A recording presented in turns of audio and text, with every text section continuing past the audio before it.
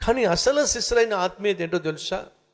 నువ్వు తప్పు చేయకపోయినా, నువ్వు నీతిగా జీవిస్తున్నా, నిజాయితీగా జీవిస్తున్నా, యథార్థంగా జీవిస్తున్నా, నలుగురు నీ గురించి తప్పుగా మాట్లాడుతున్నప్పుడు కృంగిపోకుండా, నిరాశకు గురి కాకుండా, నిరుత్సాహపడకుండా నువ్వు దేవుణ్ణి సేవించటమే అన్నిటికంటే అద్భుతమైన ఆత్మీయత.